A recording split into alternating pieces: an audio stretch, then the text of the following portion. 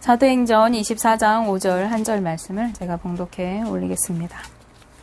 우리가 보니 이 사람은 전염병 같은 자라 천하에 흩어진 유대인을 다 소유하게 하는 자요 나사렛 이단의 우두머리라. 아멘. 사랑의 하나님, 오늘도 주님을 예배하게 하시니 감사합니다. 이 시간 우리의 마음을 기경하시고 말씀 앞에 겸손하게 엎드릴 때에 주님의 음성 듣는 귀한 시간 되도록 인도하여 주시옵소서.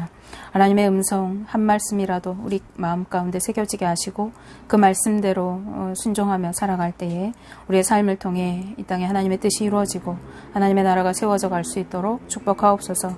예수님의 이름으로 기도합니다. 아멘. 네, 전 세계를 팬데믹에 빠뜨린 코로나19 사태가 이제 2년째 접어들고 있습니다.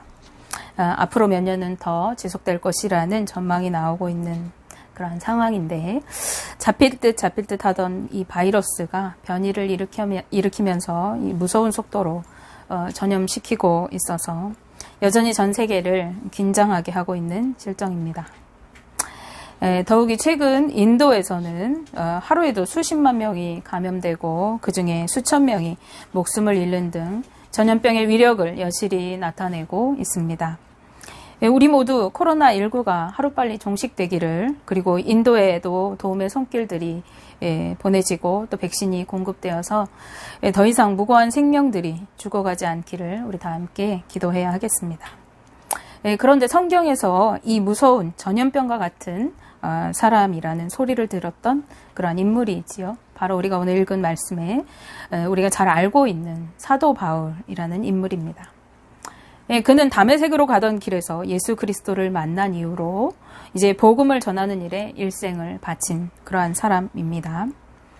잘 나가던 집안에 그 문벌 좋고 믿음 좋기로 둘째가라면 서러웠던 그는 이제 이전에 자기가 자랑했던 그 모든 것들을 배설물로 여기고 오직 예수 그리스도에 미쳐 살았던 사람입니다.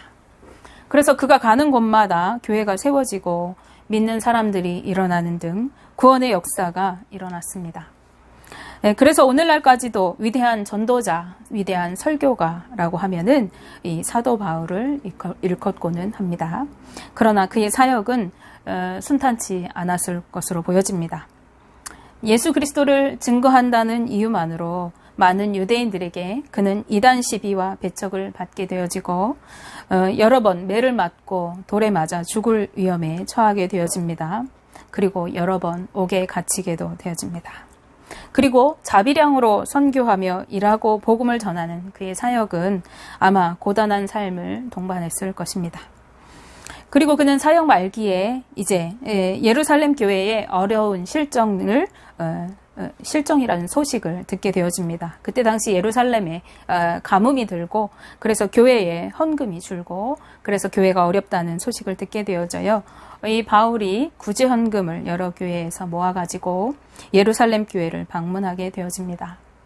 근데 그때 죽음의 위기가 올 것을 이 바울이 알고 있었어요. 그리고 많은 믿음의 동역자들이 만류하고 가지 말라고 그를 붙잡지만 그는 기꺼이 예루살렘으로 향하여 야고보와 여러 장로들을 만나고 헌금을 전달하였습니다. 그리고 이방에서 자신이 사역하면서 하나님의 역사하심을 통해서 이루어졌던 복음의 그 사역의 내용들을 보고하게 되어집니다. 사도행전 21장 13절 14절 말씀에 그는 예루살렘으로 가기를 만류하는 가이사랴의 성도들에게 다음과 같이 대답합니다. 바울이 대답하되 여러분이 어찌하여 울어 내 마음을 상하게 하느냐. 나는 주 예수의 이름을 위하여 결박당할 뿐 아니라 예루살렘에서 죽을 것도 각오하였노라 하니 그가 권함을 받지 아니하므로 우리가 주의 뜻대로 이루어지이다 하고 그쳤노라. 아멘. 네, 그는 죽을 것도 각오하면서 예루살렘으로 기꺼이 갔다고 말합니다. 그리고 성도들은 더 이상 그를 만류하지 않고 주님의 뜻대로 그의 삶이, 그의 길이 이루어지기를 이제 빌었습니다. 기도하였습니다. 빌었습니다. 좀 표현이 그렇죠. 그리고 이제 예루살렘을 방문한 바울은 그곳에서 아시아에서 온 유대인들의 오해로 인해서 붙잡히게 되어지고 총독 벨릭스 앞에 서게 됩니다. 이때 유대인을 대표하는 변호인인 더둘로라는 사람이 바울에게 대하여 고발하면서 오늘 우리가 읽은 본문 말씀을 말하고 있는 것인데요. 우리 다시 한번 사도행전 24장 5절 말씀을 함께 보시면 우리가 보니 이 사람은 전염병 같은 자라 천하에 흩어진 유대인을 다 소유하게 하는 자요 나사렛 이단의 우두머리라. 아멘. 네, 유대인들이 보기에 그는 전염병처럼 무서운 속도로 그리스도의 복음을 흩어져 있는 유대인들에게뿐 아니라 이방인들에게도 전했던 사람입니다. 그러나 유대인들에게 문제가 된 것은요, 이방인들에게 복음이 전해지는 것이 아니었어요. 이방인들의 복음 전해지는 것은 그들에게 그렇게 심각한 문제가 아니에요. 오히려 심각한 문제는요, 바로 유대인들에게 이 그리스도의 복음이 전해진다는 것입니다. 유대인들이 이제 유대교를 떠나서 그리스도교로, 기독교로 개종하게 되어졌다는 것이에요. 다시 말해서 자신들의 신앙에 위기의식을 느꼈던 것입니다. 그래서 바울을 이단으로 규정하고 그들은 고발하고 있는 것입니다. 전염병과 같은 자라는 말 속에 그의 사역이 얼마나 활발하였는지, 얼마나 빠르게 세상을 그리스도로 물들였는지 우리가 알 수 있습니다.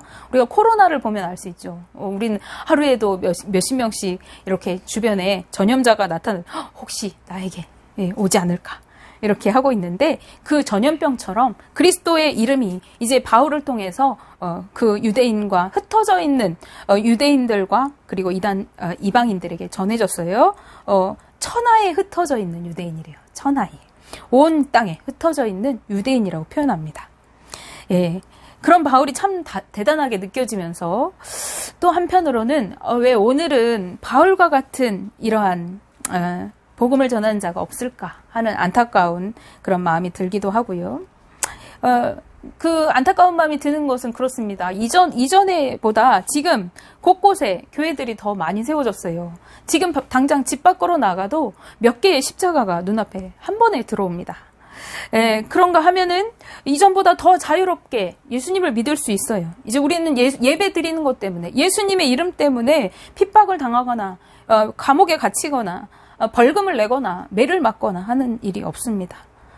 우리는 자유롭게 예배드리고 주님의 이름을 부를 수 있어요. 그런데도 그러한 바울과 같은 사람이 지금 이 시대에 혹시 제가 모르고 있는데 있을 수도 있지만 나타나지 않는다는 것이 참 안타까운 생각이 들어요. 그리고 한편 비전을 품고 기도하게 됩니다.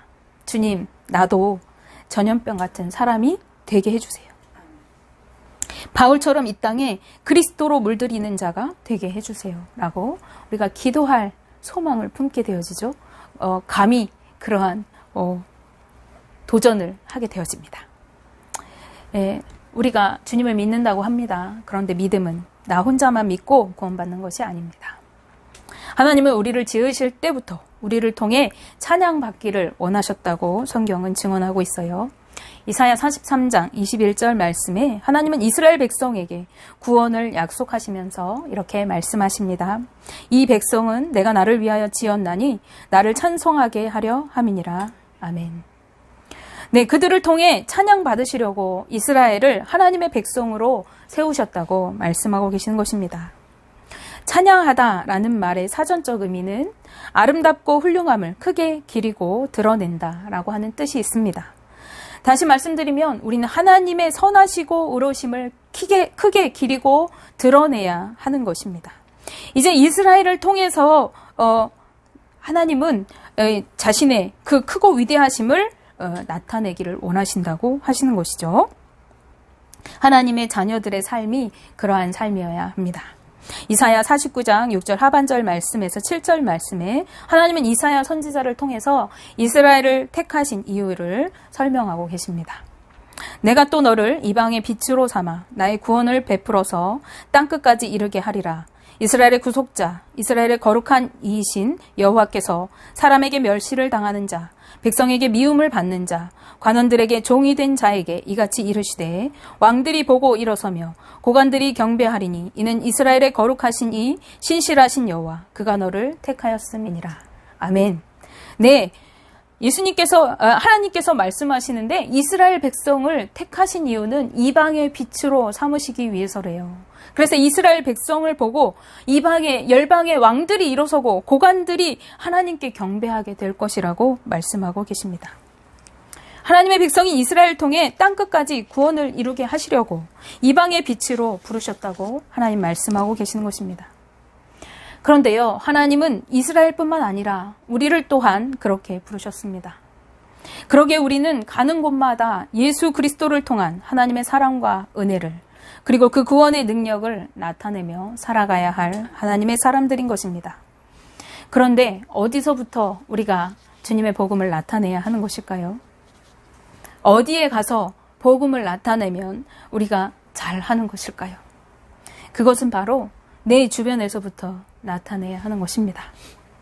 사도행전 1장 8절 말씀에 예수님께서 말씀하셨습니다. 오직 성령이 너희에게 임하시면 너희가 권능을 받고 예루살렘과 온 유대와 사마리아와 땅끝까지 이르러 내 증인이 되리라 하시니라. 아멘. 네, 어디서부터인가요? 바로 예루살렘에서부터입니다. 밖으로 나가서 땅끝에 가서 먼저 전하라고 하지 않으셨어요? 바로 지금 내가 있는 그곳, 성전이 있는 곳, 예루살렘에서부터 하라는 것입니다. 복음은요, 우리가 가장 가까이에 있는 사람부터 전해야 합니다. 그것은 바로 가족이에요. 우리는 내가 누리는 복음을 전하되 내 가족, 그리고 형제, 그리고 이웃, 지역사회, 나라와 민족, 그리고 열방으로 하나님의 나라와 예수 그리스도의 복음을 전해야 합니다. 그렇게 복음의 향기로 우리 주변을 물들여 가야 하는 것입니다. 하나님은 출애굽한 이스라엘 백성에게 율법을 주시면서 그것을 지키며 살라고 명령하셨어요. 그런가 하면은 하나님께 받은 이스라엘 백성들의 은혜를 잊지 말도록 하기 위해서 매년 절기를 지키면서 그것들을 기억하라고 하셨어요. 그런데요, 너희들만 지키라고 하지 않으셨어요. 너희들만 기억해라 라고 하지 않으셨다는 거예요.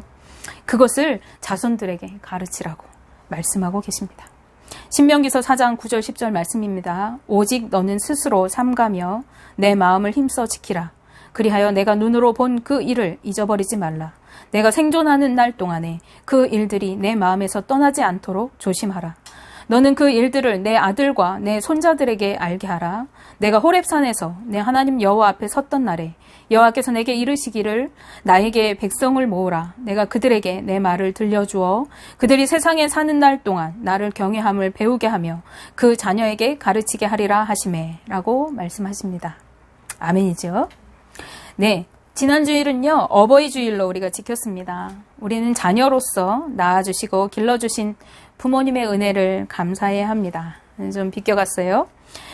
그리고 그 감사할 뿐 아니라 하나님은요, 공경해야 한다고 성경에 말씀하고 계세요. 10계명 중에 5계명이죠. 공경하다라는 말의 뜻인 히브리어 카바드라는 뜻에는 무거움이라는 뜻이, 그리고 영광과 존경이라는 뜻이 담겨 있습니다. 즉 부모님을 공경한다라고 하는 말은요, 존경하고 귀히 여기며 그 말씀에 순종한다라는 의미가 담겨 있다는 것입니다.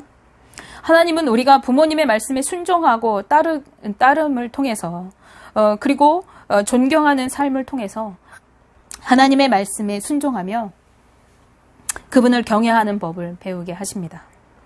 그런데요, 그리스도 안에서 한 형제 자매인 성도들은 자기 부모만 그렇게 공경하는 것이 아니라 어른들에게도 같은 태도로 공경해야 한다고 성경은 말씀하고 계세요. 진짜 우리 부모님도 섬기기 힘든데 우리 주변에 있는 어른들도 섬겨야 한대요. 레위기서 19장 32절 말씀에 하나님 이렇게 말씀하고 계세요. 너는 셋 머리 앞에서 일어서고 노인의 얼굴을 공경하며 내 하나님을 경외하라. 나는 여호와니라. 아멘. 네, 어른들도 공경하라고 하시는 것입니다. 그런가 하면은 디모데전서 5장 1, 2절 말씀에 늙은이를 꾸짖지 말고 권하되 아버지에게 하듯하며 젊은이에게 형제에게 하듯하고 늙은 여자에게는 어머니에게 하듯하며 젊은 여자에게는 온전히 깨끗함으로 자매에게 하듯하라 라고 말씀하고 있습니다. 네, 어른을 아버지 어머니처럼 그리고 젊은이들을 대할 때는 형제 자매처럼 대하라고 하시는 것이에요. 네, 그런가 하면은 우리가 자녀로서 부모를 잘 공경하고 섬겨야 하는데 오늘 본문으로 다시 돌아와서 우리는 자녀이면서 또한 부모로서 자녀들을 주님의 사랑으로 잘 양육하고 그리고 그들에게 복음을 전해야 할 사명이 있습니다.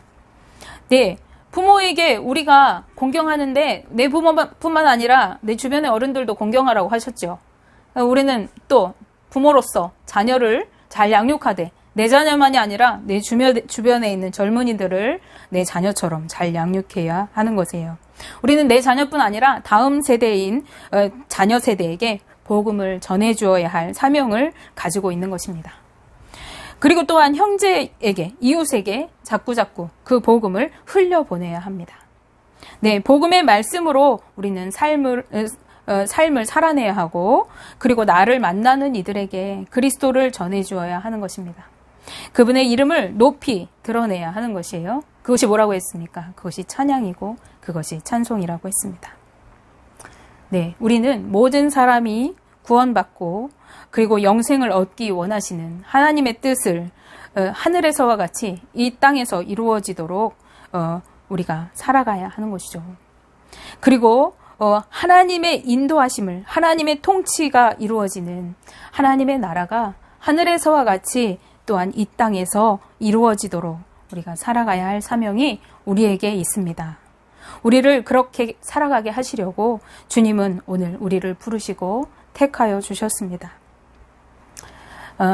세상의 풍조에 물들어가는 삶이 아니라 세상을 주님의 나라로 물들이는 삶, 세상의 풍조에 떠밀려 살아가는 것이 아니라 이 땅 가운데 하나님의 뜻을 이루어가는 삶, 그런 삶 살아보고 싶지 않으십니까? 네, 원하기는 저와 우리 성도님들의 삶이 바울과 같이 세상을 복음으로 물들이는 전염병과 같은 사람으로 살아내는 삶이 되어서 이 땅에 물이 바다 덮음같이 하나님의 영광과 복음의 물결이 가득하게 되어지는 주님의 나라가 세워지는 그러한 삶을 살아가시기를 주님의 이름으로 기도합니다.